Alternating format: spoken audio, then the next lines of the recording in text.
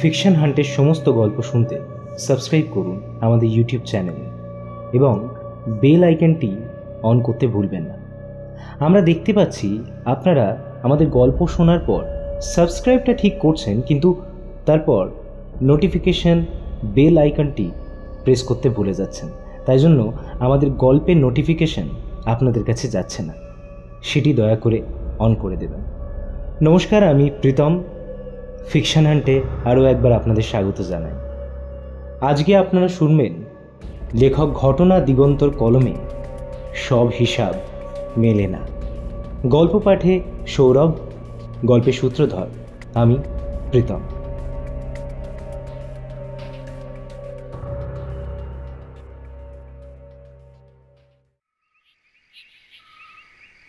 সৌরভ চৌধুরীদের বাড়ির পেছনের ঘাটটায় অনেকক্ষণ বসে আছে এক মনে। পড়ন্ত বিকেলের রোদ নদীর জলে প্রতিফলিত হয়ে প্রথমে চোখে লাগছিল। এখন চারপাশটা এতটাই অন্ধকার হয়ে গেছে যে প্রায় আর কিছু দেখা যাচ্ছে না। কতক্ষণ সে এভাবে বসে আছে হুঁশ নেই। নদীর জলে জল মাকড়সার খেলা করা অথবা ঠান্ডা হাওয়ায় বসে থাকা, এগুলোর কোনোটাই করার জন্য সেখানে নেই। এই জায়গাটা তার দুঃখের বন্ধু।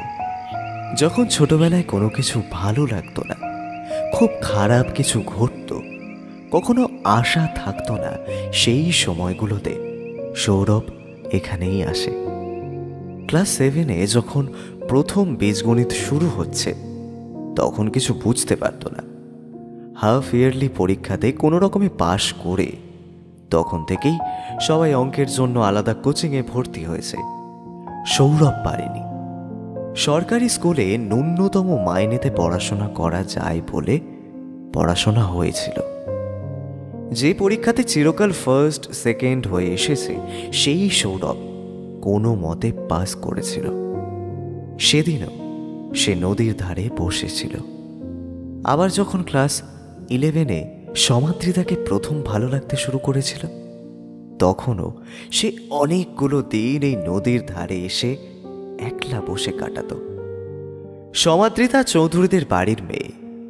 ক্লাস 5-এ পড়ার সময় সৌরভের বাবা মারা যায়। নুন আনতে পান্তা ফুরায়, এই অবস্থাতেই ছোট থেকে বড় হয়েছে।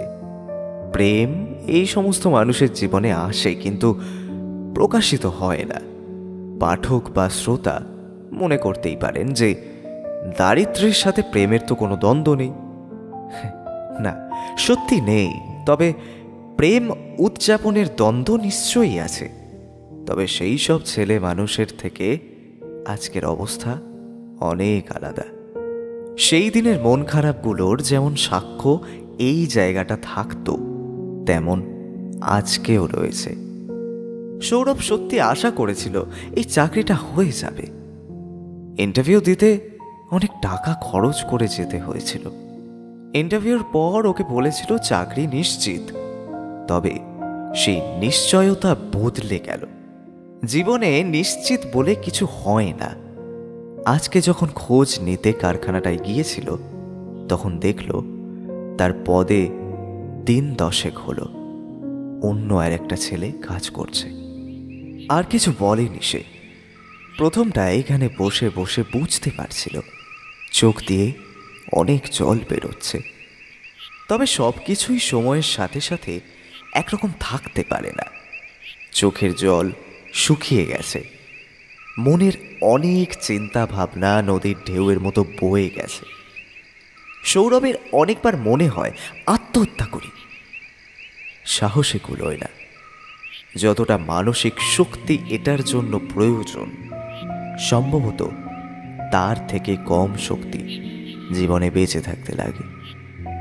যুদ্ধ করতে করতে ক্লান্ত হয়ে হতাশ হয়ে জীবনের প্রতি আর কোনো রকম ভালোবাসা ভালো লাগা বেঁচে নেই। তবুও মৃতদেহের মতো রোজকার জীবনটা চালাতে হবে। এবারের বর্ষার আগে নতুন করে টালি না পাতলে বাড়িতে আর থাকা যাবে না। মায়ের হাঁপানির কষ্টটা দিন দিন ক্রমশ বাড়ছে। সেই সঙ্গে পাল্লা দিয়ে বাড়ছে ইনহেলারের দাম। সৌরভ আর ওর বোন সুস্মিতা অনেক টিউশন পড়ায়। সুস্মিতার কলেজ এখনো শেষ হয়নি। সৌরভ পাস করেছে বছর 3 হলো। কলেজে পড়ার সময় থেকেই প্রচুর চাকরির চেষ্টা করে চলেছে, কিছুই হচ্ছে না। আজকাল নিজে নিজে একা পড়ে লোকে মাধ্যমিক বা উচ্চ মাধ্যমিক দেয় না, চাকরির পরীক্ষা তো কোন দূরস্থ। সৌরভের হঠাৎ করে একটা হাতের স্পর্শ কাঁধের ওপর অনুভব হয়। স্পর্শটা তাকে কল্পনার জগৎ থেকে বাস্তবে টেনে নিয়ে আসে। সুস্মিতা এসে দাঁড়িয়েছে। কি রে দাদা, সন্ধে 7টা বেজে গেছে, মা টেনশন করছে আর আমাকে বললো তোকে খুঁজে বেড়াতে। বাড়ির ফোনটাও রিচার্জ করা নেই, তোকে ফোন করেও যে পাবি না সেটা তুই জানিস। তুই এখানে এখনো পর্যন্ত তাও বসে আছিস? হলো না রে, ওরা অন্য লোক নিয়ে নিয়েছে। বুঝেছি, তাই জন্যই তো এখানে এলাম। চল বাড়ি চল, এটা হয়নি অন্য একটা ঠিকই হবে, তুই চিন্তা করিস না। চল বাড়ি চল। গলাটা বুঝে এলো সৌরভের। আর কতদিন বলতে পারিস ভালো লাগে না? কেন আর কিভাবে যে বেঁচে আছি কে জানে। তোর একারই বুঝি কষ্ট হয় বল? আমার হয় না? মায়ের হয় না? জানিস তুই, মা আজ সারাদিন কিচ্ছু খায়নি। সৌরভ ফ্যাল ফ্যাল করে তাকিয়ে থাকে ওর বোনের দিকে। চল ওঠ, বাড়ি চল, আর বসে থাকিস না। ভাই বোনে মিলে একসাথে বাড়ি ফিরল। মা সব কথা না বললেও বুঝে যায়। আলাদা করে কোনো কৈফিয়ত দিতে হলো না। বলল, হাত মুখ ধুয়ে চলে আয় রে, ভাত দিয়ে দিয়েছি। খেতে খেতে কি অসাধারণ সহজ ভঙ্গিমা রইল, যেন কিছুই হয়নি। কোথা থেকে যে এত মানসিক শক্তি এই মানুষটার আসে তা ওরা বোঝে না। সৌরভ বলল, কি হলো বলো তো মা? ওরা আমাকে বলেছিল যে এই চাকরিটা একেবারে পাকা, কিন্তু কেন এরকম হলো বলো তো?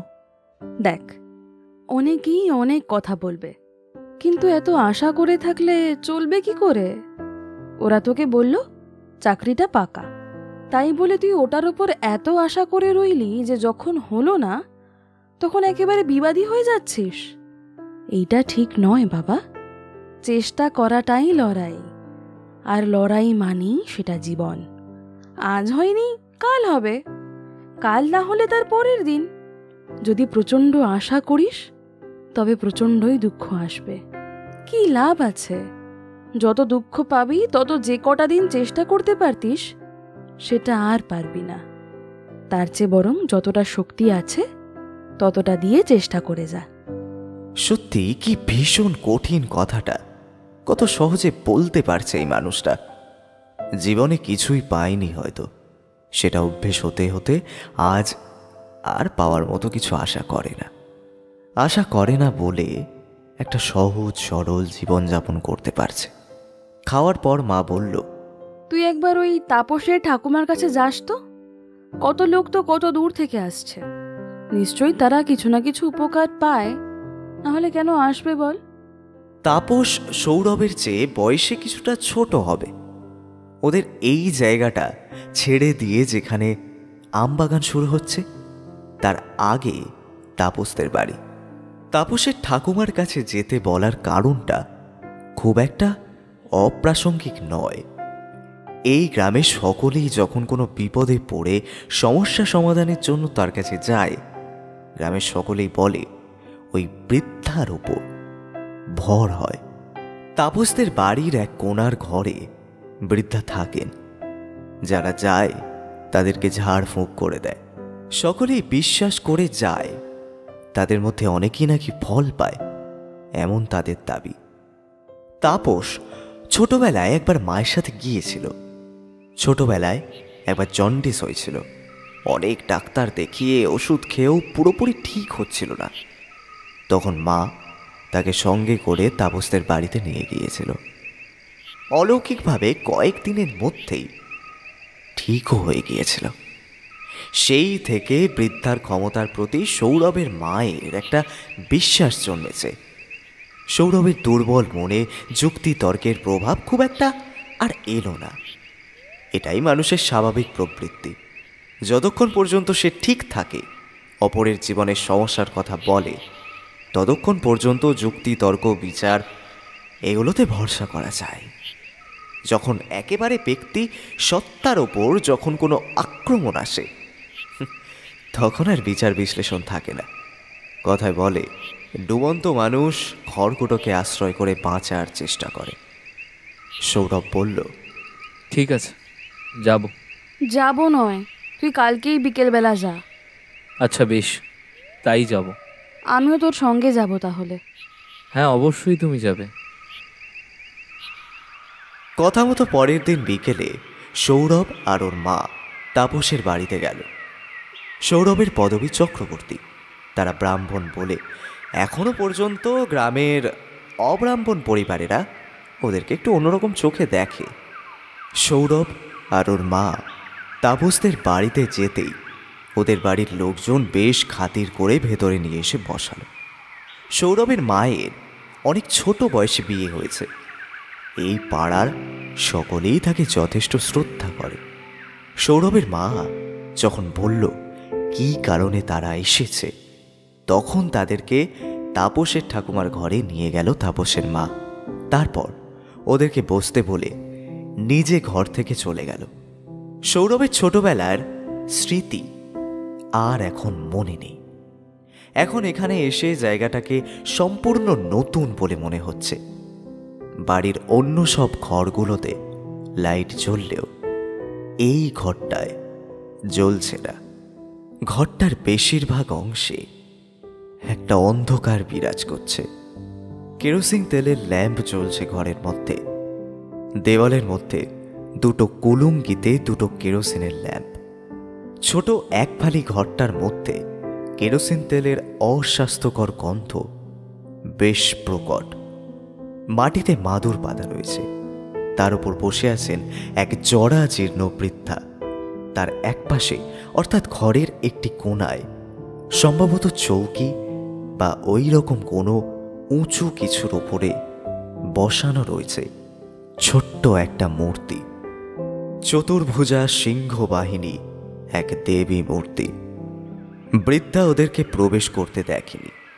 মাথা নিচু করে বসে এক মনে কী সব বলছিল। সৌরভের মা সৌরভকে ওই মাদুরের উপর বসার নির্দেশ করে নিজে বসে পড়ল। এই পরিবেশ খুব একটা ভালো লাগার কথা নয়। সৌরভ লক্ষ্য করল ঘরের এক কোণ থেকে চি চি করে ইঁদুর ডাকার শব্দ হচ্ছে। নজর ফিরিয়ে দেখতে পেল খাঁচার মধ্যে কোনো একটি জিনিস কাপড় দিয়ে ঢাকা রয়েছে। তারই ভেতর থেকে শব্দটা আসছে। কি অদ্ভুত রকমের একটা পরিবেশ।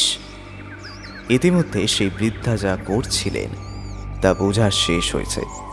সৌরভ বসার সময় লক্ষ্য করল সেই বৃদ্ধা ফোকলা দাঁতে তাদের দিকে তাকিয়ে হাসছে। সৌরভের মা বলল, কেমন আছেন? বড় বিপদে পড়ে এসেছি আজকে। তা আছি মা, একরকম, খারাপ নেই। আমরা ভালো নেই মা। এইভাবে এক এক করে তাদের বর্তমান অবস্থার কথা সৌরভের বিভিন্ন জায়গায় চাকরির চেষ্টা করা, না পাওয়া, হতাশাগ্রস্ত হয়ে পড়া, অভাব, দুর্দশা ইত্যাদি যা সমস্যা ছিল সবই এই বৃদ্ধার সামনে বসে বলে গেল। একেবারে কিছুই যে এর জানা ছিল না সেই বৃদ্ধার, তা নয়। সৌরভের কেমন যেন একটা আচ্ছন্ন লাগছিল এই ঘরটার মধ্যে। নিঃসন্দেহে একটা অস্বাস্থ্যকর পরিবেশ, কিন্তু তাও ওই সাদা রঙের দেবী মূর্তির আর কেরোসিনের ল্যাম্পের হলদেটে আলোয় মনে হচ্ছিল যে জীবনে সত্যি কি এত সমস্যা আছে। কয়েক মুহূর্ত এইরকমভাবেই হারিয়ে গিয়েছিল সে। আজকাল এই জিনিসটা ওর মাঝে মাঝেই হয়। কখনো কিছু ভাবতে ভাবতে হঠাৎ করেই মনটা কোনো অদ্ভুত একটা গভীরতায় তলিয়ে যায়, তার হদিশ মেলে না। অনেকক্ষণ পরে হুঁশ ফিরলে ভাবে যে সে হয়তো কিছু একটা আগে ভাবছিল। কী ভাবছিল তা মনে করতে পারে না।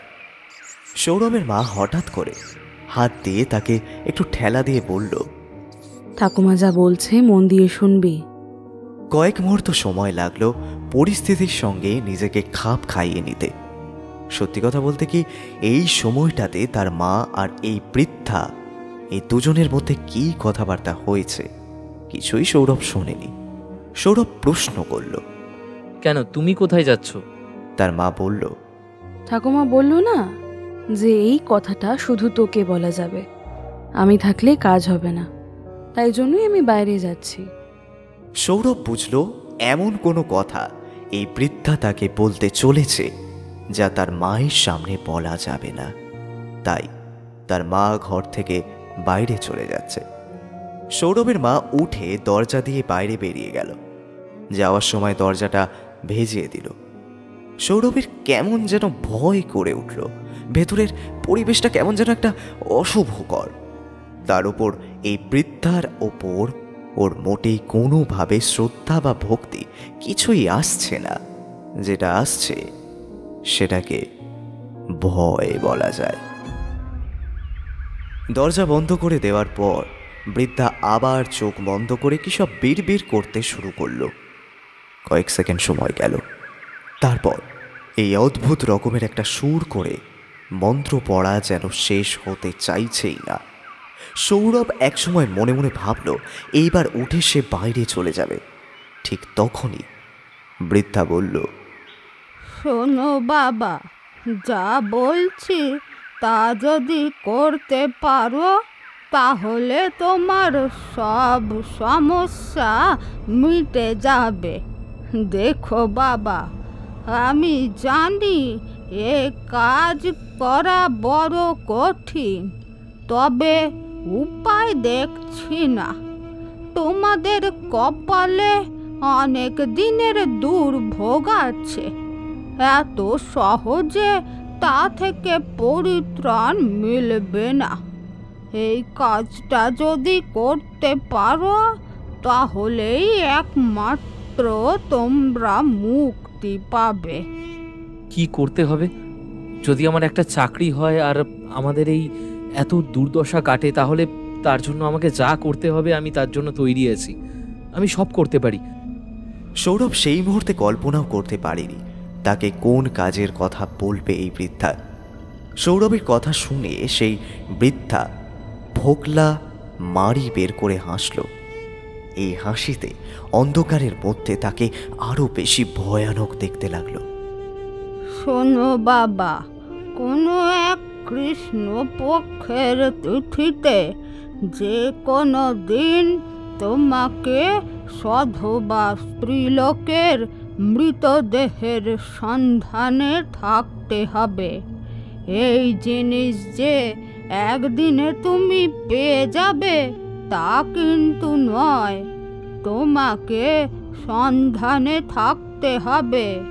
কৃষ্ণপক্ষের দিনগুলোতে শ্মশানের চারপাশে একটু ঘোরাফেরা করবে, তবে এ কাজ তোমাকে নিজেকে করতে হবে। তুমি ছাড়া অন্য কেউ যদি করে বা অন্য কেউ ওই কাজ করার আগে এই ঘটনা জানে তাহলে আর কোনো লাভ নেই। কৃষ্ণপক্ষের কোনো এক দিনে সধবা স্ত্রীলোকের সৎকারের পরে যে অস্থির গুঁড়ো আর নাভি পড়ে থাকে, যেটা পরিবারের লোকজন জলে ভাসিয়ে দেয়, সেইখান থেকে তোমাকে কিছুটা কষ্ট করে সংগ্রহ করতে হবে। আর সংগ্রহ করতে হবে একটা বিশেষ জিনিস। সে জিনিস যে কি আমি তা এখন তোমাকে বলতে পারবো না। তুমি যদি এর সন্ধান পাও তবে সেই ভাসিয়ে দেওয়া নাভিকুণ্ডের পাত্র দেখেই তুমি চিনবে তোমাকে কি নিতে হবে। এই জিনিস নিয়ে তুমি বাড়িতে আসবে, তারপর আমাকে বলো একটা বিশেষ স্থানে বিশেষভাবে এটাকে রাখতে হবে তোমাদের বাড়িতে। তোমাদের খারাপ যোগ এই থেকে আস্তে আস্তে কাটতে শুরু করবে, সব বদলে যাবে। তবে এই কাজটা ছাড়া আর কোনো উপায় নেই, এটা তোমায় করতেই হবে। বৃদ্ধার কথা শুনে কেঁপে উঠল সৌরভ। এ কি বলছে? এটা কি সম্ভব? সৌরভ প্রশ্ন করে। আপনি কি বলছেন বুঝতে পারছেন? আমায় যদি কেউ দেখে ফেলে তাহলে কি বলবো আমি? না না, এই কাজ করাটা তো মানুষ খুন করার মতো কঠিন। বৃদ্ধা আবার একটু হেসে বলে, দেখতে কেউ তোমায় পাবে না। রাতের অন্ধকারে এই কাজটা করতে হবে সবার চক্ষুর আড়ালে। কেউ যদি দেখতে অথবা জানতে পায় তাহলে আর কোনো লাভ নেই। এই পথ ছাড়া তোমাদের আর কোনো উপায়ান্তর নেই। অনেক দোষ আছে। এই বলে বৃদ্ধা আবার সামনে পেছনে তুলে তুলে কি একটা দুর্বোধ্য মন্ত্র বের করতে শুরু করলো। সেই দিন ওখান থেকে বেরিয়ে এসেছিল সৌরভ। মা বলেছিল, ঠাকুমা যা বললেন পারলে তা করিস। নিজে বিশ্বাস করিস বা নাই করিস, করে দেখলে তো ক্ষতি নেই।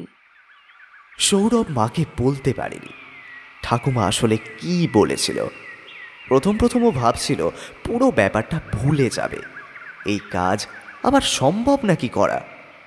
একদিন দুদিন কাটে, চেষ্টা করেও ব্যাপারটা ভুলতে পারছে না। মায়ের ওই কথাগুলো অনেক বেশি করে মনে হয়। বিশ্বাস নাই বা হলো যদি কোনোভাবে করে দেখা যেতে পারে। নিজের ভাগ্যের ওপরেও তো বিশ্বাস নেই, আর খুব একটা তাও বেঁচে থাকতে ইচ্ছা হচ্ছে, কাজ করতে হচ্ছে। এই মানসিক ঘাত প্রতিঘাতের মধ্যে আরও কয়েকটা দিন কাটে। একদিন হঠাৎ সৌরভের মনে হলো একবার গিয়ে দেখা যাক। এই কাজ তো রাত ছাড়া সম্ভব নয়। রাত্রে একবার শ্মশানে গিয়ে দেখলে কেমন হয়। অনেক বিশ্বাস অবিশ্বাস অদ্ভুতুরে চিন্তাভাবনার মধ্যে সৌরভ সেদিন রাতে শ্মশানে যায়। কি পক্ষ সেসব কিছুই না দেখেই যায়। এক প্রকার তার মনেই বিশ্বাস ছিল এমন অদ্ভুত যোগ কখনোই তৈরি হবে না যে সে শ্মশানে গিয়েই সধবা স্ত্রী লোকের মৃতদেহ পেয়ে যাবে। যদিও যায়, তা থেকে ওই বৃদ্ধা সংগ্রহ করতে বলেছে, সেটাও পেয়ে যাবে। গ্রামের শ্মশান শহরের মতো হয় না। সন্ধেবেলা পেরিয়ে কোনো দিন সৌরভ এমনিই একটু ঘুরতে বেরোয়। সেদিন বেরিয়ে উত্তর পশ্চিমে শিমুল তলায় হাঁটতে হাঁটতে চলে গেল। বাড়িতে বলে গেল ফিরতে দেরি হবে। সে বাড়ি থেকে বেরিয়েছে প্রায় রাত 9টার সময়। মাইলখানেক পথ হেঁটে যেতে আরও বেশ কিছুটা সময় লেগেছে। শিমুলতলায় এসে পৌঁছে সে কল্পনার অতি নিস্তব্ধতা অনুভব করল। শ্মশান যে সত্যি কতটা ফাঁকা, জনমানব শূন্য, নির্জন ও প্রাণহীন তা জ্ঞান তো সে অনুভব করল। অনেক ছোটবেলায় বাবা মারা যাওয়ার সময় সে এসেছিল। তারপর থেকে গ্রামে কেউ মারা গেলে সে কখনোই আসতো না। শ্মশান জায়গাটা চিরকালই তার একটা অস্বস্তির কাজ করে। যে মানুষজনদের সারা জীবন সে দেখেছে সেই মানুষটা মৃত্যুর পর এখানে এসে নিশ্চিহ্ন হয়ে যায়। মৃত্যুকে সে ভয় পায় না, তবে এই মানুষটার চিহ্ন মুছে যাওয়ায় কেমন যেন একটা মন খারাপ করে সৌরভের। এটা ওদের গ্রামের একমাত্র শ্মশান নয়। ওদের গ্রামের এই শ্মশানটা রাম মন্দিরের জন্য নির্দিষ্ট করা। কোনো ব্রাহ্মণ যদি মারা যান তাহলে তার দাহকার্য হয়। এখানেও জাতপাত রয়ে গেছে মানুষজনের মধ্যে। অবুঝ মানুষ একটু বোঝেনি মারা যাওয়ার পর কে ব্রাহ্মণ আর কে শূদ্র তা কেউ জানে না। ব্রাহ্মণ্য অর্জনের জিনিস জন্মসূত্র মেলে না। গ্রামের মধ্যে কেউ কেউ ওকে উত্তর পশ্চিমের পথ ধরে আসতে দেখেছে। সৌরভ কিছুক্ষণ এদিক ওদিক ঘুরে দেখল চারিদিকে গাছের ভাঙা ডালপালা, ভাঙা কলসির টুকরো, ছেঁড়া মাদুর ইত্যাদি পড়ে রয়েছে। আশপাশ থেকে শিয়ালের কেমন যেন ভৌতিক চিৎকার ভেসে আসছে। কয়েকটা কুকুর ওর পেছনে পেছনে ঘুরছে। সৌরভ যে জায়গাটায় আসলে দাহকার্য হয় সেই জায়গাটার কাছে গেল। সম্ভবত বেশ কয়েকদিন এখানে কোনো মৃতদেহের সৎকার হয়নি। গাছের শুকনো পাতা, ডাল আর ধুলো ময়লা ভরে আছে চিতার স্থানে। অসহনীয় নির্জনতা একটি মানুষেরও অনুপস্থিতি কেমন একটা গা ছমছমে ভাব তৈরি করেছে, বলতে দ্বিধা নেই। সৌরভ কিছুক্ষণ নদীর ধারে দাঁড়িয়ে রইল। অল্প অল্প হাওয়া বইছে। সৌরভের মনে হলো অনেক রাত হয়েছে। এরপর সে বাড়ি ফিরে এলো। তবে এই শুরু। এরপর থেকে মাঝে মাঝে সৌরভ রাতের দিকে পড়ানো হয়ে গেলে শিমুলতলার শ্মশানে নয়তো গ্রামের অপেক্ষাকৃত দক্ষিণের শত্রুদের জন্য নির্দিষ্ট ফেরিঘাটের শ্মশানে যেত। কোনো এককালে গ্রামের দক্ষিণে এখানে বাণিজ্যের জন্য বড় বড় নৌকা আসত। সেই থেকে এই ঘাটের নাম ফেরিঘাট। তবে কালের প্রভাবে এখন সেই বিস্তীর্ণ অঞ্চল জুড়ে এই গ্রামে শ্মশান। প্রথম সৌরভের শ্মশান জায়গাটার প্রতি যে অস্বস্তি কাজ করত সেটা ধীরে ধীরে কমে গেছে। এখন আর ভয় করে না। মনে হয় এই নিস্তব্ধতা, এই জনমানব শূন্যতা এটাই সত্যি। আমরা এটাকে ভুলে থাকার জন্য বসতি তৈরি করে একসাথে থাকি। এখন কোনো দিন অনেক রাত পর্যন্ত সৌরভ এই দুটি শ্মশানের মধ্যে কোনো একটিতে গিয়ে বসে থাকে, ঘুরে বেড়ায়। 2 মাসের মধ্যে দুটি শ্মশান মিলিয়ে মোট 3টি দাহকার্য সে দেখেছে। অত্যন্ত ভয়ানক একটি কার্যালাপ। তাই দেখে মনে হয়েছে এর থেকে যে ধর্মগুলো কবর দেওয়াকে প্রথা হিসেবে নির্বাচন করেছে তারা বেশি মানবিক। সৌরভ এক প্রকার ভুলেই গিয়েছিল সে শ্মশানে কেন আসে।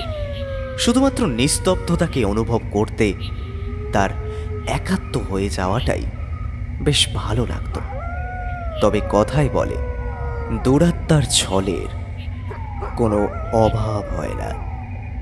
একদিন রাতে এরকমই সে গ্রামের দক্ষিণের শ্মশানে বসেছিল। এদিন রাত্রিবেলা সে খেয়ে দেই বাড়িতে বলে বেরিয়ে এসেছিল। বাড়িতে প্রথম মা আর বোন দুজনেই খুব প্রশ্ন করত এত রাত পর্যন্ত সে কোথায় গিয়ে বসে থাকে, কি করে ইত্যাদি ইত্যাদি। সৌরভ প্রতিবারই বলেছে রাতের বেলা সে ঘুরে বেড়ায়, বেশ ভালো লাগে তার। ওরা এই উত্তরে বারবার হতাশ হয়েছে, তবে কখনোই এটা ছাড়া আর অন্য কোনো উত্তর না পাওয়ায় এখন প্রশ্ন করাই বন্ধ করে দিয়েছে। সেদিনও সে দক্ষিণের শ্মশানে বড় পাকুড় গাছটার তলায় বসেছিল। গাছ থেকে ডান দিকে তাকালে নদী। উত্তরের শ্মশানের নদী ইংরেজিতে ইউ আকৃতি নিয়ে বাঁ দিক দিয়ে দক্ষিণে এসেছে, তারপর সোজা আরও দক্ষিণ দিকে বয়ে গেছে। আর এই গাছ থেকে বাঁ দিকে তাকালে এখানে আসার পথ। এই জায়গাটা উত্তরের শ্মশানের থেকে আরও অনেক গুণ বেশি নির্জন। যে পথ আসছে তা প্রায় জনমানব শূন্য একটা বিশাল মাঠের মধ্যে দিয়ে এসেছে। এই মাঠ ঘিরে চারপাশে বড় বড় গাছ। মাঠের পর গ্রামের শেষে যে কয়েকটা ঘর রয়েছে, মাঠের পর তারা এখন সব আলো নিভিয়ে গভীর ঘুমে ঢলে পড়েছে। সৌরভ অনেকক্ষণ থেকেই মাঠের ওই পাড় থেকে কয়েকজন মানুষের গলার আওয়াজ আর দোদুল্যমান আলোর এগিয়ে আসা লক্ষ্য করছে। মুহূর্ত যত এগোচ্ছে সেই গলার আওয়াজ স্পষ্ট হরিবোল শব্দে রূপান্তরিত হয়েছে। একদল মানুষ মৃতদেহ নিয়ে এই রাতে শ্মশানে আসছে। ওরা মাঠের মধ্যে দিয়ে হেঁটে আসার পথ ধরে আরো কিছু দূর এগিয়ে এলো। সৌরভ গাছতলা থেকে উঠে গেল। এত রাতে একা এই শ্মশানে তাকে দেখলে হয়তো লোকে অন্য কিছু ভাববে, সে উঠে কিছু দূরে গাছের আড়ালে আশ্রয় নিল। দেখতে দেখতে সেই একদল মানুষ শ্মশানের মধ্যে উপস্থিত হলো। তারা যখন মৃতদেহকে কাঁধের ওপর থেকে মাটির ওপর নামিয়ে রাখল, সৌরভ দূরে গাছের আড়াল থেকে তাদের লক্ষ্য করছে। মৃতদেহের চেহারা দেখে সৌরভের মধ্যে কেমন যেন একটা বিদ্যুৎ প্রবাহ খেলে গেল। খাটের ওপর স্নিগ্ধ হাসি মাখা মুখে শুয়ে আছে এক অল্প বয়সী রমণী। যে লোকগুলো এখানে নিয়ে এলো তাদেরকে সৌরভ চেনে না, যার দেহ এখানে শায়িত তাকেও চেনে না। তবে বয়স 30 বা 35, এর বেশি বলে মনে হয় না। মৃত্যুতে যে কারোর মুখে এমন শান্তির ছায়া থাকতে পারে তা সৌরভ কখনো এর আগে দেখেনি। লাল বেড়ে সাদা শাড়ি পরানো, মাথায় অনেকটা লাল সিঁদুর ঢালা ওই চেহারা দেখে বড় মায়া লাগলো সৌরভের। জীবনের কতটুকু আর গুরুত্ব পরবর্তী মুহূর্তটা আদেও কেউ শরীর থেকে দেখতে পাবে কি তারই ঠিক নেই। অথচ কত অপ্রাপ্তি, আকাঙ্ক্ষা সবকিছু নিয়ে আমরাই নরক করে রেখেছি আমাদের জীবনগুলোকে। সৌরভের মনে হলো আজ ভাগ্য বুঝি তার প্রতি সদয় হয়েছে। সে যা চাইছে তা পাইয়ে দেওয়ার জন্যই এত ভালো যোগাযোগ তৈরি হয়েছে। তার চোখের সামনেই সব যাত্রীরা একে একে গাছের ডাল সরিয়ে চিতা প্রস্তুত করল। তার মৃতদেহ সৎকারের কাজ শুরু হলো। লেলিহান শিখার মধ্যে কিছুক্ষণ আগে যে হাস্যময় মূর্তিকে সৌরভ দেখেছে সেই মূর্তি হারিয়ে গেল। দীর্ঘ সময়ের অপেক্ষা সৌরভকে শিকারের লোভে বসে থাকা শিকারীর মতোই করে তুলল। সেই লক্ষ্য করল সব যাত্রীদের মধ্যে কেউই মৃতার জন্য খুব একটা কান্নাকাটি করছে না। 3-3.5 ঘন্টার দীর্ঘ অপেক্ষার পর মৃতদেহ যখন পুড়ে ছাই হয়ে গেল, ততক্ষণে অনেক পরিবর্তন ঘটে গেছে। যারা এসেছিল তারা সকলেই অল্প কিছুক্ষণ থেকে এখান থেকে চলে গিয়েছে। বোঝাই যাচ্ছে মৃতদেহের সাথে যারা এসেছিল মৃতদেহ সৎকার কতটুকু হলো তাদের খুব একটা গুরুত্ব নেই সেটাতে। বেশ কিছুক্ষণ আগে শ্মশানে ডোমও চলে গেছে। সৌরভ একমাত্র রাত চড়া পাখিদের সাথে বসেছিল এই জায়গায়। বসে থাকতে থাকতে আকাশের দিকে তাকিয়ে কোথাও চাঁদকে দেখতে পেল না সৌরভ। সে জানে না এটা কৃষ্ণপক্ষ নাকি তা নয়, তবে সেটা কৃষ্ণপক্ষ। যখন সব কিছু শেষ হয়ে গেল তখন গাছের আড়াল থেকে বেরিয়ে আশপাশটা ভালো করে দেখতে লাগলো সৌরভ। এই অবস্থায় এইভাবে যদি কেউ তাকে দেখে নেয় তাহলে ভয়ানক সর্বনাশ হয়ে যাবে। কিছুক্ষণ অন্ধকারের মধ্যেই ঘাপটি মেরে দাঁড়িয়ে থেকে সৌরভ অপেক্ষা করল কারুর আসার। না, কেউ নেই। এই কয়েক ঘন্টার মধ্যেই যে মানুষ তাদের সাথে হয়তো 30-35টা বছর কাটিয়েছে তাকে ভুলে সবাই চলে গেছে। অতি সন্তর্পণে অন্ধকারের মধ্যে সৌরভ চিতার কাছে গিয়ে উপস্থিত হয়। এই দৃশ্য অত্যন্ত ভয়ানক, কিন্তু সেই অসম্ভব ভয়ানক পরিস্থিতি সৌরভকে আরও ভয় পাওয়াচ্ছে। রক্ত লোলুপ নেকড়ে যেমন শিকারের ছিন্ন ভিন্ন দেহ দেখে ভয় পায় না, তেমনি সৌরভ কিন্তু কোনো ভয়ই পাচ্ছে না। আঘাতপ্রাপ্ত স্থান থেকে ঝরে পড়া রক্ত চেটে খায় ওই রক্ত লোলুপ নেকড়ে। সৌরভ তেমন তার শিকারের সন্ধান করতে লাগলো ওই ধোঁয়া উঠতে থাকা চিতার মধ্যে থেকে। কিছুক্ষণের চেষ্টাতেই বেশ কিছু পরিমাণ ছাই আর যে বিশেষ জিনিস তার সংগ্রহর প্রয়োজন ছিল তা পেয়ে গেল। নিজেকে তখন সে জগতের সব থেকে সৌভাগ্যবান মানুষ বলে মনে করছে। ঈশ্বরের যে এত করুণা কারোর উপর হতে পারে তা সে আগে কখনোই অনুভব করেনি। সেদিন সে অন্ধকার ঘরের মধ্যে বৃদ্ধার বলা কথাগুলোকে তখনই অসম্ভব বলে মেনে নিয়েছিল। আজ এইভাবে সেই ঘটনা সত্যি হবে তা এখনো যেন সে বিশ্বাস করতে পারছে না। তবে কয়েক মুহূর্তের মধ্যেই সে আনন্দের ঘোর তার কেটে যায়।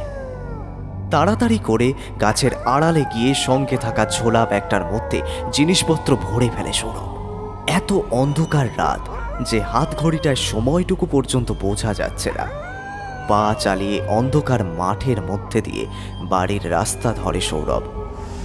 সবার চোখের আড়ালে খুব সাবধানে বাড়িতে পৌঁছাতে হবে। খুব ভালো হয় যদি আজকে মা আর বোন ঘুমিয়ে পড়ে থাকে। এখন এই অবস্থায় হাজার প্রশ্নের মুখে পড়তে হলে সেটা অত্যন্ত বিরক্তিকর হবে। সৌরভ পা চালিয়ে পথ ধরে হাঁটতে শুরু করলো। দুপাশের বড় বড় গাছগুলোর মধ্যে শনশন করে শব্দ হচ্ছে, প্রচণ্ড হাওয়া বইছে। এতক্ষণ যখন সে গাছের আড়ালে বসে অপেক্ষা করছিল তখন বেশ গুমোট গরম লাগছিল। এখন হঠাৎ করেই ঠান্ডা হাওয়া বইতে শুরু করেছে। সৌরভ কত তাড়াতাড়ি হেঁটে পৌঁছানো যায় সেই চেষ্টাই করছে। বেশ অনেকক্ষণ হাঁটার পরেও সৌরভের কেমন যেন মনে হচ্ছে মাঠের মধ্যে পথটা কিছুতেই যেন শেষ হচ্ছে না। দ্রুত হাঁটতে হাঁটতে এখন কিছুটা ক্লান্ত বোধ করছে। ওই দূরের যে বাড়িগুলো শ্মশানের মধ্যে বসে বসে দেখা যাচ্ছিল সেগুলো এখন ততটাই ছোট মনে হচ্ছে। এই পথটা ওর খুব বেশি হলে হেঁটে 15 মিনিট লাগার কথা, কিন্তু কিছুতেই যেন এই পথ আর শেষ হচ্ছে না। সৌরভের আরও যেন মনে হচ্ছে তার কেমন একটা হাঁপ ধরছে। হাওয়ার বেগ ধীরে ধীরে বাড়তে বাড়তে এখন এতটা প্রবল হয়ে পড়েছে যে মনে হচ্ছে যেন সামনের দিক থেকে তাকে এগোতে বাধা দিচ্ছে। সেই প্রবল হাওয়ার প্রবাহকে কাটিয়ে সামনে এগোতে সৌরভ রীতিমতো যুদ্ধ করছে। অনেকক্ষণ এভাবে হাঁটার পর সে মাঠ পেরিয়ে বাড়ি যাওয়ার বড় রাস্তা ধরল। প্রচণ্ড গলা শুকিয়ে যাচ্ছে তার। হঠাৎ করে শরীর খারাপ করছে। সেটা কেন হচ্ছে বুঝতে পারে না সৌরভ। পাগুলো যেন অসম্ভব ভারী হয়ে আসছে। পথ চলতে খুব কষ্ট হচ্ছে। অন্ধকারে ঠিক মতো কিছুই দেখতে পাচ্ছে না ও। তাতেও যতটা সম্ভব সন্তর্পণে শব্দ না করে ধীরে ধীরে এগিয়ে দেওয়ার চেষ্টা করছে সে। এইভাবে প্রায় আধ ঘন্টা হেঁটে কোনো ক্রমে বাড়ির সামনে এসে পৌঁছালো। তখন আর তার শরীরে বিন্দুমাত্র শক্তি অবশিষ্ট নেই। এইটুকু পথ চলে আসতে এত কষ্ট কেন হলো বুঝতে পারছে না সে। কয়েক মিনিট বুক ভরে শ্বাস নেওয়ার চেষ্টা করলো সৌরভ। তারপর বাড়ির দরজা খুলে ভেতরে ঢুকল। চারিদিক নিকষ কালো অন্ধকারে মুড়ে গেছে। আজকে তবে সোনায় সোহাগা।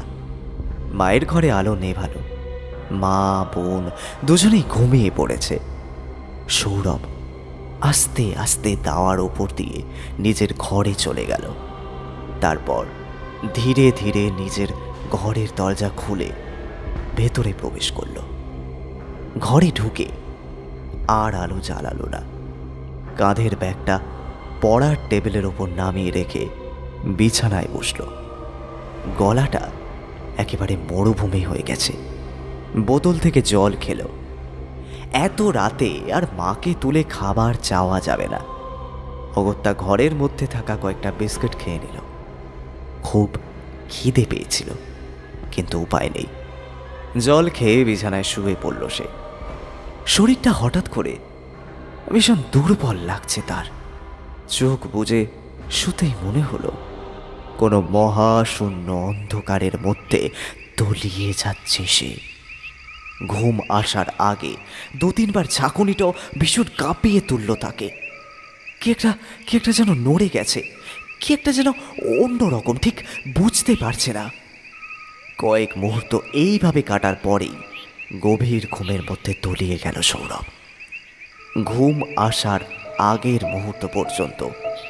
জনমানব শূন্য শ্মশান, সেই স্নিগ্ধ হাসি মাখা রমণের মুখ, মাঠ পেরিয়ে দূরে কয়েক ঘর বাড়ি, টিমটিমে আলো, এগুলোই যেন চোখের মধ্যে ভেসে উঠল। তারপর সব চুপ। গভীর সুষুপ্তির মধ্যে তলিয়ে গেল সৌরভ। পরের দিন সকালবেলা অনেক বেলা পর্যন্ত সৌরভ ঘুমালো। তাকে কেউ ঘুম থেকে তোলেনি। যখন ঘুম ভাঙল তখন ঘড়িতে দেখল প্রায় 10টা বাজে। উঠে বাইরে বেরোতেই দেখল মায়ের মুখ হাঁড়ি হয়ে গেছে। দেরিতে আসার জন্য, দিনের পর দিন রাত্রে বাড়ির বাইরে থাকার জন্য প্রচুর কথা তাকে সেদিনকে শুনতে হলো। তবে গতকাল রাতের সেই অদ্ভুত জিনিস প্রাপ্তির ঘটনায় সৌরভের মন অনেকটা ভালো ছিল। সব কিছু হজম করেও তাই সে বিশেষ কোনো উত্তর দিল না। মনে মনে ঠিক করল আজকে বিকেলে ওই বৃদ্ধার কাছে যেতে হবে। তাকে গিয়ে আগে জানাতে হবে যে সে যা বলেছিল তা পাওয়া গেছে। তবে সৌরভের শরীর পুরোপুরি সারেনি। এতক্ষণ ঘুমানোর পরেও মাথার মধ্যে কেমন একটা ভারী ভারী ভাব।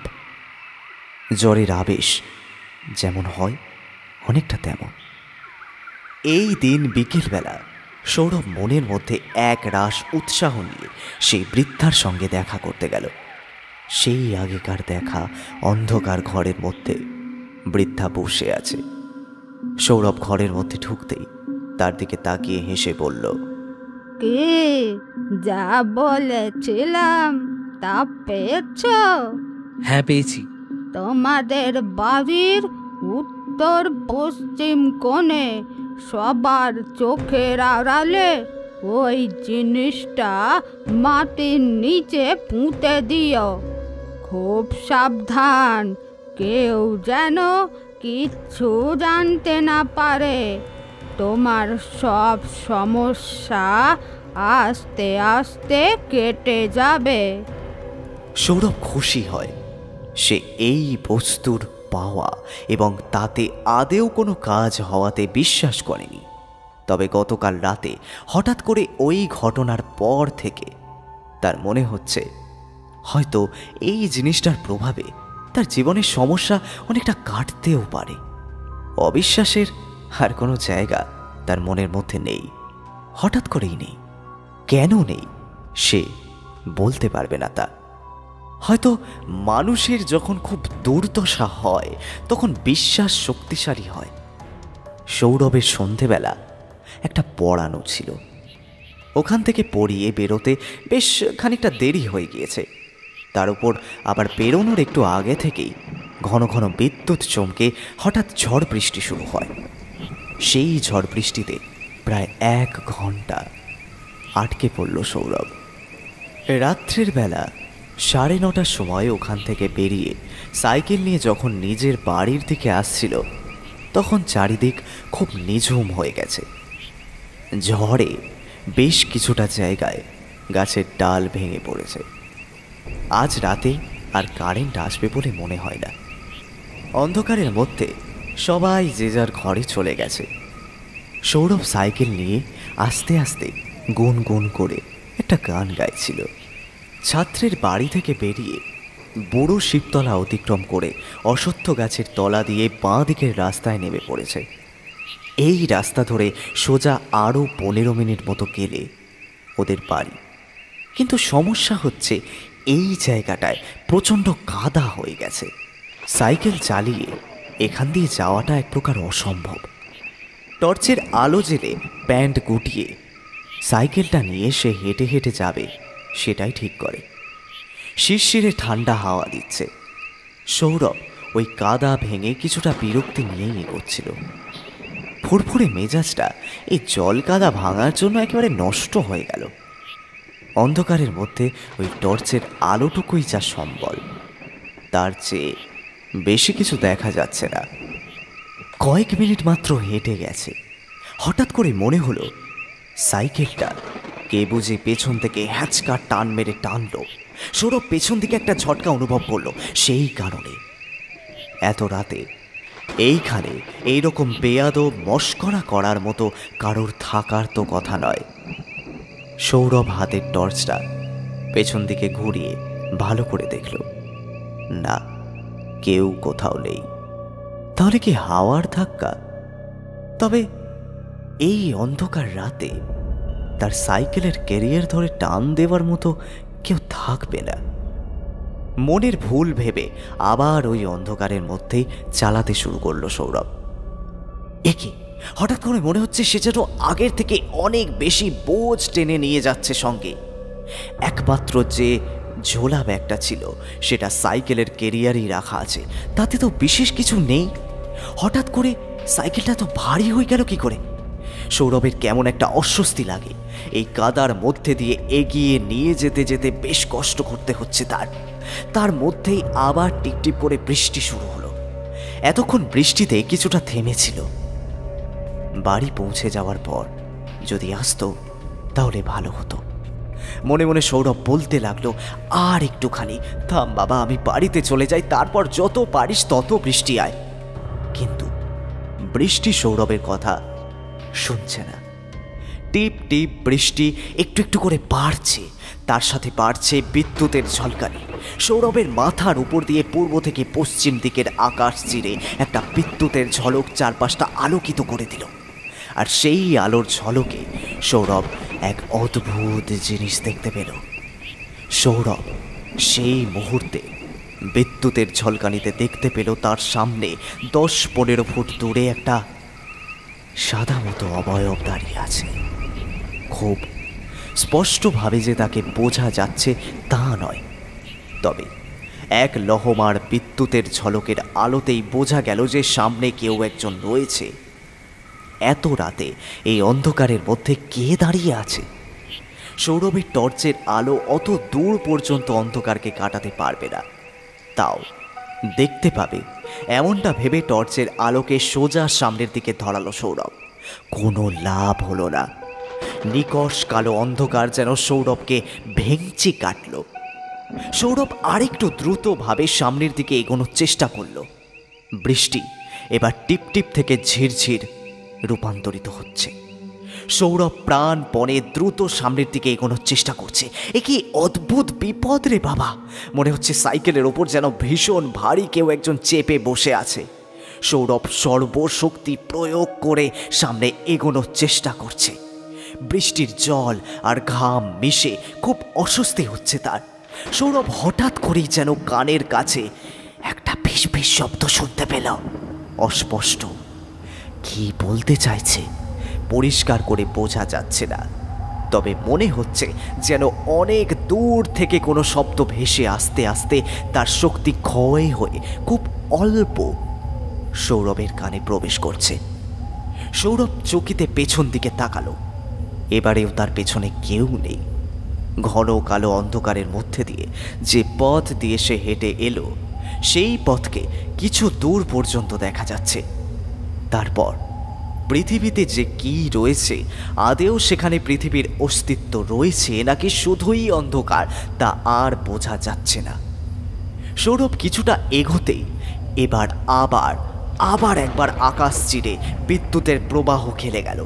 এবার সৌরভ সামনে যা দেখতে পেল তাতে তার রক্ত শীতল হয়ে যাওয়ার মতো অবস্থা। একটু আগে 15-20 ফুট দূরে যে অস্পষ্ট ছায়া মূর্তিকে দেখেছিল, এইবারের বিদ্যুতের ঝলকানিতে সে তার থেকে মাত্র 5-7 ফুট সামনে দাঁড়িয়ে আছে। তার থেকেও ভয়ানক বিষয় হলো এই মূর্তিকে তার চিনতে ওইটুকু আলোতে যথেষ্ট ছিল। লাল পাড়, সাদা শাড়ি পরা একজন স্ত্রীলোক।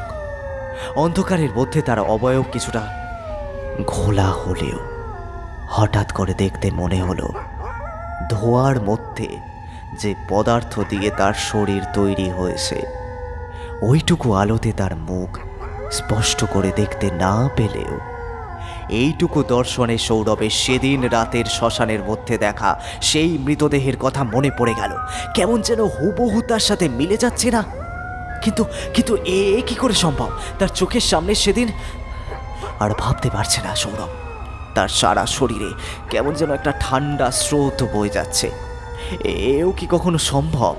হঠাৎ করে এই সময় তার কানের খুব কাছে ফ্যাঁস ফ্যাঁসে একটা গলায় স্পষ্ট উচ্চারণে কে যেন বলে উঠল, ওগুলো ফেলে দে, আমাকে আটকে রাখলে তার ফল ভয়ানক হবে। ওগুলো এক্ষুনি ফেলে দে, ফেলে দে। সৌরভ এই গলার আকস্মিক আওয়াজে কেঁপে উঠল। এ কি শুনছে সে? শেষের কথাগুলো কেমন যেন হাওয়ায় ভর করে তার পেছন থেকে সামনের দিকে ভেসে গেল। হঠাৎ তার মনে হলো কত রাত হয়েছে তার হিসেব নেই। তার চারপাশটা জনমানুষ শূন্য। জন্ম থেকে এতগুলো বছর সে রাস্তা দিয়ে হেঁটে চলে সে বড় হয়েছে, সেই রাস্তায় এই ঝড় বাদলার রাতে সে সম্পূর্ণ একা। তার সাথে যে ঘটনাগুলো ঘটছে তার সত্যি মিথ্যা বিচার করার ক্ষমতা আর নেই। তবে মনের ভেতর থেকে বারবার একটা কথা ভেসে আসছে, এখান থেকে যত তাড়াতাড়ি সম্ভব পালাতে হবে। সে এখন ভয়ানক বিপদগ্রস্ত, তার পালানোটা খুব জরুরি। সৌরভ কয়েক মুহূর্তের মধ্যে নিজেকে সামলে সাইকেলের ওপর উঠে বসলো। তারপর নিজের সর্বশক্তি প্রয়োগ করে এগোতে লাগলো। তার মনে হচ্ছে কেউ যেন তাকে এগোতে দিতে চায় না। সামনের দিক থেকে প্রচণ্ড ধাক্কা, প্রচণ্ড ঠান্ডা হাওয়া ঝড়ের মতো বয়ে আসছে। তার সাথে সাথে বৃষ্টির জল শরীরের ভেতরে হাড়ে হাড়ে কাঁপুনি লাগিয়ে দিচ্ছে। এর মধ্যে সৌরভ এগোতে লাগলো। তার মনে হচ্ছে অন্ধকারের মধ্যে এখানে দাঁড়িয়ে থাকলে মৃত্যু নিশ্চিত। কতক্ষণ সে এইভাবে সাইকেল চালিয়ে এগোচ্ছে সে জানে না। যখন বাড়িতে ঢুকেছে তখন মনে হচ্ছে হৃৎপিণ্ডটা বুঝি ফেটে যাবে। আর সে চলতে পারছে না। বুকের মাঝখানটা হাঁপড়ের মতো উঠছে আর নামছে। কোনো মতে বাড়ির দরজা দিয়ে ভেতরে ঢুকে সাইকেলটা দরজার পাশে দাঁড় করিয়ে দাওয়াতেই বসে পড়ল সৌরভ। কারেন্ট নেই। মা দরজার সামনে একটা হ্যারিকেন জ্বালিয়ে রেখেছে। এত রাত পর্যন্ত আজকে কোথায় ছিলি? দেখছিস তো সন্ধ্যা থেকে কিরকম ঝড় বৃষ্টি হচ্ছে। আজকেও কি বাড়ি ফিরতে ইচ্ছে করেনি? মা বলতে বলতে রান্নাঘর থেকে এগিয়ে এলো। ওদের এই দাওয়া থেকে নেমে উঠোনের ওপারে রান্নাঘর। এখনো পর্যন্ত উনুনে রান্না হয়। সৌরভের মায়ের হাঁপানির সমস্যা থাকায় রান্না করতে খুব কষ্ট হয়। কাঁচতে কাঁচতে সৌরভের কাছে এসে সৌরভের মা কেমন ভয়ার্থ চিৎকার করে হঠাৎ বলে উঠল, ও কি রে বাবু, তোর কপালে জামায় গালে এত এত রক্ত কেন? কি হয়েছে তোর? কি হয়েছে? কোথাও পড়ে গিয়েছিলি? কথাটা শুনেই বুকের ভেতরটা ধক করে ওঠে সৌরভের। মায়ের এইরকম ভয়ে আর চিৎকারে বোন ও ঘর থেকে বেরিয়ে এসেছে। সৌরভ উঠে ঘরের মধ্যে ঢুকে আয়নার সামনে গিয়ে নিজেকেও নিজে চিনতে পারল না। ঘরের ভেতর জ্বলতে থাকা হ্যারিকেনের হলদেটে আলোয় সে দেখল তাকে ভয়ানক দেখাচ্ছে। তার মাথার পাশ দিয়ে তাজা রক্ত গড়াচ্ছে। গালে এবং ঠোঁটের পাশে চাপ চাপ রক্ত জমে আছে। গোটা মুখে অন্তত এক সপ্তাহের না কাটা দাড়ি, মাথার চুল উস্কো খুস্কো। সকলে বলতো সৌরভের চোখ নাকি বড় সুন্দর, বড় বড় টানা টানা। সেই চোখগুলো এখন বোঝাই যাচ্ছে না। নরকঙ্কালের চোখের জায়গায় যেরকম দুটো গহ্বর থাকে, তেমন সৌরভের চোখের স্থানে দুটো গভীর গর্ত। সৌরভের মাথার ভেতরটা কেমন ঝিমঝিম করছে। সে তো রাস্তায় পড়ে যায়নি, আঘাত লাগেনি। তাহলে তার গোটা গায়ে এত রক্ত লাগলো কি করে? সৌরভ মনে করতে পারছে না। তার হঠাৎ করে খুব ভয় করতে শুরু করলো। মা এখনো পর্যন্ত বাইরে কেমন আওয়াজ করছে, তবে সেই আওয়াজটা তার কানে খুব স্পষ্টভাবে আর এসে পৌঁছাচ্ছে না। কেমন যেন মনে হচ্ছে অনেক দূর থেকে কিছু অস্পষ্ট গোঙানি ভেসে আসছে। এর পরের ঘটনা সৌরভের আর মনে নেই। জ্ঞান যখন ফিরল তখন দেখল সে খাটের উপর শুয়ে আছে। তখনও রাত। তার যখন প্রথম জ্ঞান এলো তখন দেখল মা মাথার কাছে বসে আছে। চোখের পাতাটা অল্প খুলে দেখল মা হাওয়া করছে। তারপরে আবার কিছু মনে নেই। অবশেষে যখন হুঁশ ফিরল তখন সকাল হয়ে গেছে। সকালে উঠে সৌরভ অনুভব করল তার কিন্তু শরীরে প্রচণ্ড দুর্বলতা, উঠতে পারছে না। হঠাৎ করে এমন কেন হলো কে জানে। মা অনেক বকাবকি করল। গতকাল রাত্রের ঘটনা সে বলেনি। একথা বললে কি কেউ বিশ্বাস করবে? হয়তো করবে না। দিনের বেলায় রাতের অনেক ঘটনা নিজের কাছেও বিশ্বাস করার মতো হয় না। গতকাল রাত্রে সত্যিই কি কেউ ছিল তার থেকে 5 ফুট সামনে দাঁড়িয়ে? নাকি সেই দিন রাতে শ্মশানের সেই মৃতা তার মনের মধ্যে দাগ কেটে গেছে? অদ্ভুত সেই কাজটা করেছে বলেই কি তার বারবার মনে হচ্ছে যাকে সেই রাতে শ্মশানে পুড়তে দেখা গিয়েছিল সেই যেন রয়েছে আশেপাশে? কিন্তু কিন্তু তাও কি কখনো সম্ভব? তবে তবে সেই যে অত রক্ত লেগেছিল তা কোথা থেকে এসেছিল? শুধু সে তো একা দেখেছিল তা তো নয়, তার মা দেখেছে, বোনও দেখেছে। সৌরভের এটুকু স্পষ্ট মনে আছে, সেদিন রাত্রে সে কোথাও পড়ে যায়নি। তাহলে এত রক্ত এলো কোথা থেকে? মাঝখানে 1-2 দিন কেটে গেছে। সৌরভকে প্রতিদিনের কাজকর্ম অনেক কষ্ট করে করতে হচ্ছে। হঠাৎ করে কেমন যেন তার জীবন শক্তি কমে এসেছে। খাওয়া দাওয়াতে কোনো রুচি নেই। বাড়িতে সবসময় মা বলছে ডাক্তার দেখানোর জন্য। সে নিজেও বুঝতে পারছে তার শরীরের মধ্যে কি যেন একটা গন্ডগোল হচ্ছে। রাতে 1 ঘন্টা ঘুমাতে পারলে তাও অনেক বেশি। ঘুম আসে না, খেতে ইচ্ছে করে না, দিনের বেলা কোনো কাজে মন দিতে পারে না। নিজের পড়াশোনা, পড়ানো কোনো কিছুই যেন করতে পারছে না। সব কিছুই অসম্ভব ক্লান্ত হয়ে পড়েছে। তার সাথে সাথে আর একটা পরিবর্তন চোখে পড়েছে। সৌরভ যেন কেমন রক্তশূন্য হয়ে পড়েছে। হাতগুলো অসম্ভব ফ্যাকাশে, সব সময় এমন একটা আচ্ছন্ন ভাব, অথচ বিছানায় শুয়ে আর ঘুম আসে না। তবে এই সমস্ত লক্ষণ বাইরে থেকে সকলে দেখতে পাচ্ছে না সৌরভের মধ্যে ঘটে চলা মানসিক ঝড়টা। সৌরভ যেটুকু সময় ঘুমায় সেটুকু সময় ভয়ানক ভয়ানক দৃশ্য তার চোখের সামনে ভেসে উঠছে। রাতের বেলা যখন আধার নেমে আসে তখন আর সে রাস্তা দিয়ে একা হেঁটে যেতে পারে না। রাতের বেলা যখন ঘুম আসে তখন বারবার তার চোখের সামনে সেই দিন রাতের সেই শ্মশান ভূমি ভেসে ওঠে। স্পষ্ট দেখতে পায় লাল পেরে সাদা শাড়ি পরা, মাথা ভর্তি সিঁদুর লাগানো সেই রমণী তাকে কি যেন বলতে আসছে। তবে তার চেহারা সেদিন রাতে দেখা মৃতদেহের চেহারার মতো নয়। তার অর্ধদগ্ধ চেহারা অত্যন্ত ভয়ানক। দেহের বেশিরভাগ জায়গা পুড়ে গেছে, কোনো কোনো জায়গায় ভেতরের হাড় বেরিয়ে এসেছে। সেই অবস্থায় সৌরভের দিকে হাত বাড়িয়ে হেঁটে আসছে সে। খুব ক্ষীণ স্বরে কি যেন বলতে চেষ্টা করছে। ওগুলো দিয়ে দে, তোর জন্য আমি মুক্তি পাইনি, দিয়ে দে এগুলো। সেই দৃশ্য যে কি ভয়াবহ তা বলে বোঝানো সম্ভব নয়। সৌরভ ঘুমানোর জন্য যতবার চোখ বন্ধ করে ততবার এই দৃশ্য তার চোখের সামনে ভেসে ওঠে। চোখ খুললে আশেপাশে আর কাউকে দেখতে পায় না। এই কথা সে কাউকে বলতে পারছে না। রাতের পর রাত ছটফট করে। এক এক দিন এত ভয় পায় যে ঘুম থেকে হঠাৎ করে উঠে সে চিৎকার করে। একদিন রাত্রেবেলা পাশের ঘর থেকে মা ছুটে এসেছিল। সৌরভ স্পষ্ট শুনতে পেয়েছে গতকাল দুপুরবেলা মা বলছিল, তোর দাদার কি হলো বলতো? মাথাটা কি আস্তে আস্তে খারাপ হয়ে যাচ্ছে? আজ 3 দিন হয়ে গেল চান করেনি। প্রতিদিন দুপুরবেলা খেতে দিলে 1 গাল 2 গাল খেয়ে উঠে চলে যাচ্ছে। রাতের বেলা কি সব বিড়বিড় করে বলে।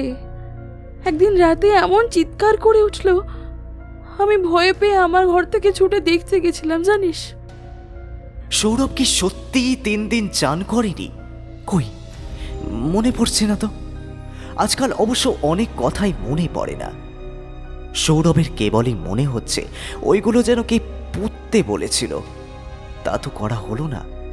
তার পড়ার ঘরের টেবিলের নিচে সেই যে এনে সেদিন রেখেছিল ওগুলো ওখানেই রয়ে গেছে। তারপর থেকেই একটার পর একটা এমন ঘটনা ঘটেছে, আর সৌরভের নিজের শরীরটাও এতটা খারাপ করেছে যে কাজ করা সম্ভবই হয়ে ওঠেনি। আজ প্রায় 3-4 দিন হলো সৌরভ বিছানা থেকে উঠতে পারছে না। মা অনেকবার করে খাওয়ানোর চেষ্টা করে, কিন্তু সে খেতেও পারে না। বোন বাড়িতে ডাক্তার নিয়ে এসেছিল। ডাক্তার বলল শরীর অসম্ভব দুর্বল হয়ে গেছে। অনেক ওষুধ দিয়েছে। সৌরভের ওষুধ খেতে ইচ্ছা করে না। তার কি যে হয়েছে তা সে নিজেও জানে না। এই দিন দুপুরে মা অল্প খাইয়ে দিয়ে গেছে। আজকে সকাল থেকেই আকাশটা মেঘলা। কিছুক্ষণ আগে কয়েক পশলা বৃষ্টি হয়ে গেছে।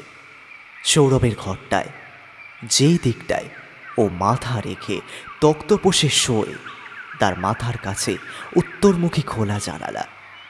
এই জানালাটা ওর খুব প্রিয়। জানালার একদম সামনেই একটা বড় তাল গাছ রয়েছে, ওদের বাড়ির গাছ। সৌরভ ওই দিকটায় চেয়ে শুয়ে আছে। বিছানায় শুয়ে থাকলে তাল গাছের মাথা, তার পেছনের আকাশ স্পষ্ট দেখা যায়। ঘোলাটে আকাশে কালো মেঘ ভেসে যাচ্ছে। তার সাথে সাথে ঠান্ডা জলো হাওয়া ঘরের মধ্যে আসছে। সৌরভের কেমন যেন তন্দ্রা আসছে। হঠাৎ করে সৌরভের তন্দ্রা কেটে গেল। ঘরটা কেমন অন্ধকার অন্ধকার লাগছে। জানলা দিয়ে বাইরে তাকিয়ে দেখল আকাশে ঘন মেঘ জমেছে। সেই মেঘের মধ্যে হঠাৎ করে তালগাছের মাথার কাছে কি যেন সাদা মতো একটা চোখে পড়ল। সৌরভ একটু ভালো করে তাকালো সেদিকে। সেই দিকে তাকানো মাত্রই ভয়ে সৌরভের সর্বাঙ্গ কেঁপে উঠল। না, আজ আর চিনতে কোনো ভুল হচ্ছে না। সে সামনে দেখতে পাচ্ছে তালগাছের মাথার উপর সাদা শাড়ি পরে সেদিনের সেই শ্মশানে দেখা মহিলা বসে আছে। কয়েকদিন ধরে স্বপ্নের মধ্যে সেই ভয়ানক অর্ধদগ্ধ চেহারা তার চোখের সামনে ভেসে উঠছিল। আজ নির্ভুলভাবে তাকে চোখের সামনে দেখতে পাচ্ছে। হিম শীতল জ্বলন্ত দুই চোখের দৃষ্টি সোজাসুজি তার দিকে। সৌরভ ভয়ে চিৎকার করতে চেষ্টা করলো, কিন্তু গলা দিয়ে কোনো শব্দ বের হচ্ছে না। তার চোখের সামনে বিশাল লম্বা তালগাছ, তার ওপর থেকে দুটো লম্বা সাদা সরু পা ধীরে ধীরে নেমে আসছে। নামতে নামতে একসময় ঠিক তার জানালার মাঝামাঝি জায়গায় এসে সেটা থেমে গেল। যার দেহ থেকে এই পা দুটো নেমে আসছে তার দৃষ্টি এখনো পর্যন্ত সরাসরি সৌরভের দিকে। হঠাৎ করে এই সময় আকাশ বাতাস কাঁপিয়ে ভীষণ জোরে একটা বাজ পড়ল। মনে হলো বাড়ির খুব কাছেই বুঝি কোনো কিছুর ওপরে বজ্রাঘাত হলো। প্রবল বজ্রাঘাতের কারণে সৌরভের প্রতিবর্ত ক্রিয়াতেই চোখ বন্ধ হয়ে গিয়েছিল যেন। তবে ভয়ে আর চোখ খোলার সাহস হচ্ছে না। কান ফাটানো শব্দটায় বুকের ভেতরটা এখনো পর্যন্ত ধড়ফড় করছে। সৌরভের মনে হলো চোখ খুলতেই কি সেই মূর্তিমান বিভীষিকাকে এক্ষুনি দেখতে পাবে। আবার কি সেই পুড়ে যাওয়া ভয়ানক চেহারা আর বিশাল লম্বা সাদা দুটো পা ঠিক তার জানালার বাইরে এখনো পর্যন্ত রয়েছে। হঠাৎ হঠাৎ এই সময়, এই বাবু, ঘুমোচ্ছিস? তুই ঠিক আছিস তো? অরু কাকুদের নারকেল গাছের উপরে বাজ পড়লো, গাছটা পুরোপুরি গেছে। মায়ের গলার আওয়াজে সৌরভ চোখ খুলল। না, জানালার সামনে কেউ নেই। মা এসে মাথায় হাত দিয়ে বলল, কি রে, তোর তো খুব জ্বর এসেছে আবার। কি হচ্ছে বলতো? দাঁড়া, আমি দুটো ভাত নিয়ে আসি, যেটুকু পারিস খেয়ে একটু ওষুধ খা। সৌরভ আবার চোখ বন্ধ করল। মা ঘরে আসতেই সৌরভ সবার প্রথমে বলল, জানলাটা বন্ধ করে দাও। ওখানে বসে আছে, ওই ঢুকে পড়বে, ওই আসছে। প্রথমটা ভ্যাবাচাকা খেয়ে গেল সৌরভের কথা শুনে। তারপর বারবারই একই কথা বলার জন্য সৌরভের মা জানলা বন্ধ করে দিল। জলাতঙ্কে আক্রান্ত ব্যক্তি জল দেখলে যেমন অস্বাভাবিক আচরণ করে, সৌরভ ক্রমাগত তাই করে চলেছে। দুপুরের পর থেকে বিছানার এক কোণে গুটিসুটি মেরে সে বসে আছে। তার চেহারা দেখলে যে কোনো মানুষ তাকে অপ্রকৃতিস্থ বলে মনে করবে। বিড়বিড় করে এক নাগাড়ে বলে চলেছে, ওই আছে, ওই এসে গেল মা, ও আমাকে মেরে ফেলবে, আমি বাঁচবো না, আমি বাঁচবো না। কেউ কাছে এলেই রীতিমতো তাড়া করছে। চোখ দুটো লাল জবার মতো টকটকে, প্রচণ্ড জ্বরে গা পুড়ে যাচ্ছে। সৌরভের মা কান্নাকাটি জুড়ে দিয়েছে। ডাক্তার আবার এসেছিল, কিন্তু স্পষ্ট জানিয়ে দিয়েছে কি হয়েছে বোঝা যাচ্ছে না। সেদিন রাত্রের ঘটনা। সৌরভকে কড়া ডোজের ইঞ্জেকশন দিয়ে ডাক্তার রাতের বেলা চলে গিয়েছিল, একটু যাতে স্নায়ুগুলো শান্ত হয়, অল্প হলেও ঘুমাতে পারে সেই জন্য। সৌরভকে শুতে দেখে মা ও পাশের ঘরে গিয়েছে। ওদের বাড়িকে ঘিরে তখন গভীর রাতের নিস্তব্ধতা, মৃত্যুর মতো শান্ত ও স্থির হয়ে রয়েছে চারিপাশ। সৌরভ কড়া ডোজের ইঞ্জেকশনের জন্য ঘুমের ঘোরে আচ্ছন্ন। হঠাৎ করে একটা অযাচিত শব্দে সৌরভের সারা শরীরটা কেমন যেন কেঁপে উঠল। বহুদিন পর আজকে সে অল্প একটু ঘুমাতে পেরেছিল। ঘরের মধ্যে রাত্রের খুব কম উজ্জ্বলতার নীল বাতি জ্বলছিল। সৌরভ দু চোখ খুলে হঠাৎ করে তার জীবনের বর্তমান অবস্থার কথা মনে করতে পারল না। খুব গভীর ঘুমে আচ্ছন্ন থাকার পর যখন ঘুম ভাঙে, তখন স্থান কাল পাত্রের বোধ হারিয়ে যায়।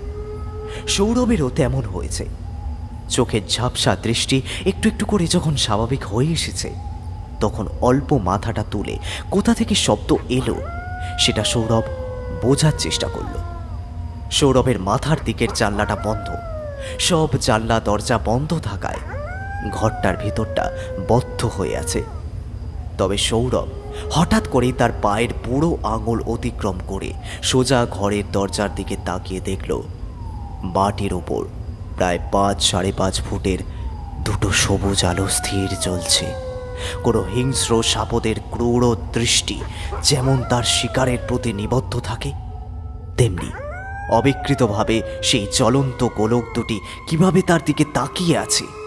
কয়েক মুহূর্তের মধ্যেই খোলা দরজার প্রেক্ষাপট থেকে সেই সবুজ রঙের আলোর বিন্দু ধীরে ধীরে মনে হলো তার দিকে এগিয়ে আসছে। হঠাৎ করেই সৌরভের মধ্যে একটা প্রচণ্ড ভয়ের স্রোত বইতে শুরু করলো। সৌরভ বুঝতে পারছে সাক্ষাৎ বিভীষিকা আজ তার দরজার সামনে এসে উপস্থিত। আর কয়েক মুহূর্তের মধ্যেই সেই ধীর কিন্তু দৃঢ় পদক্ষেপে এগিয়ে আসা মূর্তিমান মৃত্যুকে চিনে নিতে অসুবিধে হলো না সৌরভের। নীলচে আলোর মধ্যে তার সেই ফ্যাকাশে সাদাটে বেশিরভাগ পুড়ে যাওয়া চেহারা কি যে অবর্ণনীয় ভয়ঙ্কর দেখাচ্ছে, সে বুঝি কল্পনা করতে চাইবে না। সবুজ রঙের দুটো আলোর বিন্দু যে জায়গায় রয়েছে, মানুষ হলে তাকে চোখ বলা যেত, কিন্তু এই পিশাচের মতো ভয়ানক যে মূর্তি তার সামনে আছে তাকে কোনো প্রাণী বলা যায় না। সৌরভ কাঁপছে, চেষ্টা করছে মুখ দিয়ে শব্দ বের করার, কিন্তু মুখ দিয়ে কোনো আওয়াজ বের হচ্ছে না। যে জায়গায় মানুষের দুটো ঠোঁট থাকার কথা, সেই জায়গায় একটা গহ্বর। কপালের কাছটা লাল সিঁদুরে রাঙা অবস্থায় সেদিন সেই শ্মশানে পোড়ার আগে দেখেছিল ঠিক তেমন। তফাৎটা সেদিনকে রক্ত মাংসের একটা প্রাণহীন দেহের জায়গায় আজকে পুড়ে যাওয়া চেহারার এক নর পিশাচের চেহারা নিয়ে তার সামনে এসে দাঁড়িয়েছে সেই স্ত্রীলোক। তার সাথে সাথে গোটা ঘরের একটা ফ্যাস ফ্যাসে চাপা আওয়াজ ভেসে যাচ্ছে। ওগুলো দিয়ে দে, তোর জন্য আমি মুক্তি পাইনি, দিয়ে দে ওগুলো, ফেলে দে। শব্দগুলো প্রতিফলিত হচ্ছে সৌরভের মনে হচ্ছে ভয়ানক অপরাধ সে সেদিন রাত্রে করেছিল। নিজের কাজের জন্য একজন আত্মার মুক্তির পথ সে বন্ধ করে দিয়েছে। নিঃসন্দেহে সেই কথা জেনে করেনি, করেছে শুধুমাত্র সে বৃদ্ধার কথা শুনে, তার পরিবারের মুখের দিকে তাকিয়ে। কিন্তু তবুও সে ভয়ানক অপরাধ করেছে, পাপ করেছে। সৌরভ অসম্ভব কষ্ট পাচ্ছে। সে অনুভব করছে এই ভয়ানক বিভীষিকাময় মূর্তিকে তার সামনে দাঁড়িয়ে আছে, তাকে আর তার আগের মতো ভয় করছে না। নিজের ওপর অপরাধ বোধ জাগছে। সেই মুহূর্তে সৌরভ দেখতে পেল সেই মূর্তি যে সরাসরি তার দিকে এগিয়ে আসছিল সে এখন আর তার দিকে আসছে না। পড়ার টেবিলের তলায় সেখানে যেখানে ওই জিনিসপত্রগুলো রেখেছিল তার দিকে এগোচ্ছে। সৌরভ চোখ বন্ধ করে মৃত্যুর প্রতীক্ষা করতে লাগলো। সে যে কাঙ্ক্ষিত বস্তু পাওয়ার পরে তাকে হত্যা করবে। তবে ভয় আর দুঃখের অনুভূতিতে সৌরভ একসময় জ্ঞান হারায়। এর পরের ঘটনা খুবই অদ্ভুত। সেদিন রাতে সে মারা যায়নি। হয়তো নারী সত্তার মধ্যে প্রকৃতি এতই গভীরভাবে মাতৃত্ববোধকে রোপণ করেছে যে নিজের পরম অনিষ্টকারীকেও খুব সহজে ধ্বংস করতে সে চায় না। সেদিন রাতের এই ঘটনার পর থেকে বরং সৌরভের শরীর আস্তে আস্তে সেরে ওঠে। একটি ক্ষেত্রে পরিবর্তন হয়, সৌরভ সম্পূর্ণরূপে তার স্মৃতিকে হারিয়ে ফেলে। নিজের অস্তিত্ব ও পরিবারের জীবনে ঘটা এই সমস্ত ঘটনা কোনো কিছুই তার মনে থাকে না। তার পরিবারের লোকজন কেউ জানতেও পারে না আসল ঘটনা কী ঘটেছিল। তবে এরপরে সৌরভ সম্পূর্ণ নতুন এক জীবন ফিরে পায়। আগেকার কোনো খারাপ অভিজ্ঞতা, স্মৃতি, ভয় কিছুই তার মধ্যে আর থাকে না। এর 1 বছরের মধ্যেই সে চাকরি পায়। যে খারাপ কাজের জন্য সে সাক্ষাৎ বিভীষিকার জন্য সে মৃত্যুকে মেনে নিয়েছিল সে তার ক্ষতি করেনি, বরং আগের সব হতাশা, ব্যর্থতার স্মৃতি মুছে দিয়েছে। সম্পূর্ণ নতুন একটা জীবন উপহার দিয়েছিল সৌরভকে। সে এখন আগের চেয়ে অনেক ভালো আছে।